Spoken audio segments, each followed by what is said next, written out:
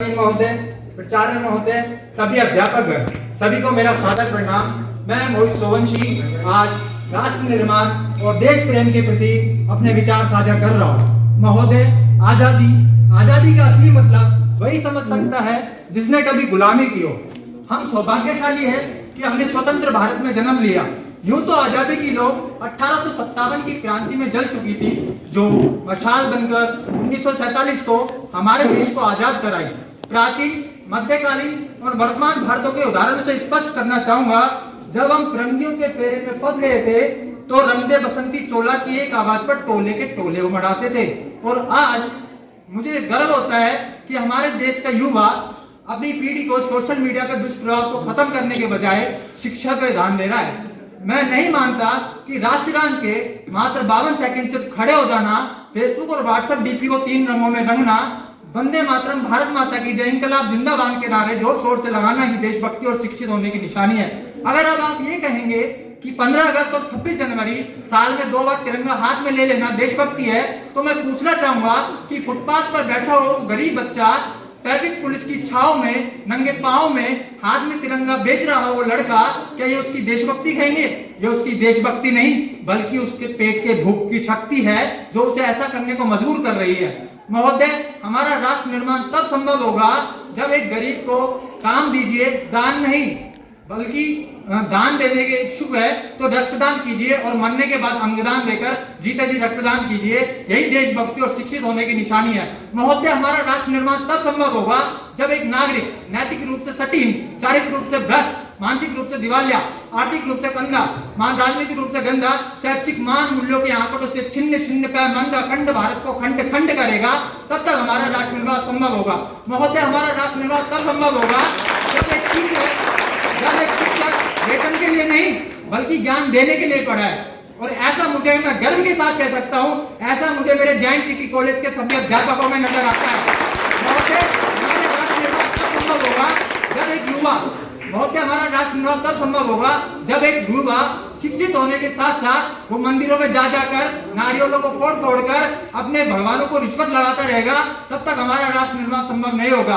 उसूलों पर आंच आए तो टकराना जरूरी है, उसूलों पर आंच आए तो टकराना जरूरी है। ओ अगर जिंदा तो जिंदा नजर आना जरूरी है।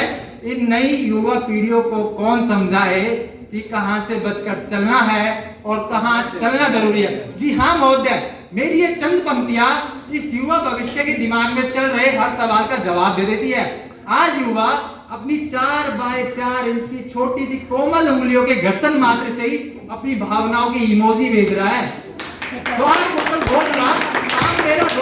भारत का भविष्य ही तबाह कर रखा है।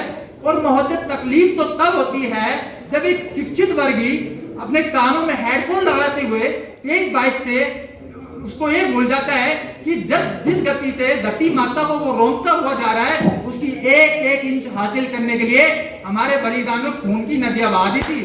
हमारा राष्ट्र निर्माण तब संभव होगा, तकलीफ तब होती है जब एक युवा जिसको आने वाली पीढ़ी को प्रोजेक्शन के माध्यम से पढ़ाने की आवश्यकता है, वही युवा पबजी गेम में डूबा नजर आता है। मैं मानता हूँ सोशल मीडिया गलत नहीं है, जिसने आम आदमी को राजनीति से लेकर राजनीति तक, सिनेमा से लेकर साहित्य तक, क्रिकेट से लेकर टेनिस तक, लोकसभा चुनाव से लेकर बाइडेन के पद ग्रहण करने तक, सर्जिकल स्ट्राइक से लेकर नोटबंदी तक, दंगल से लेकर बाहुबली तक, और ये कहे कि प्रशासन की तानाशाही, डॉक्टरों की लापरवाही, भ्रष्टाचारों की लाल फीताशाही से हमें हकीकत से पर्दा कराया है। महोदय, तकलीफ तब होती है जब एक युवा वर्ग रात को मदर इंडिया देखने के बाद अपनी उसी माँ को रात को घर से बाहर निकाल देता है। महोदय, आज का शिक्षित वर्गी अपने पत्नी और कन्या भ्रूण और बाल विवाह को कुप्रथाओं को बढ़ावा देता है। महोदय, तकलीफ तब होती है कि जब युवा वर्ग समझ नहीं पाता है कि दिया बुझे तो दोष हवाओं को देने से पहले कभी बाती तेल भी संभाल लिया करो।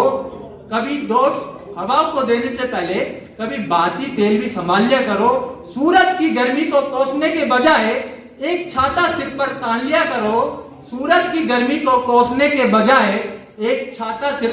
लिया करो। हर बात पर कमियां खोजने वालों, कभी खूबियां को भी पहचान लिया करो।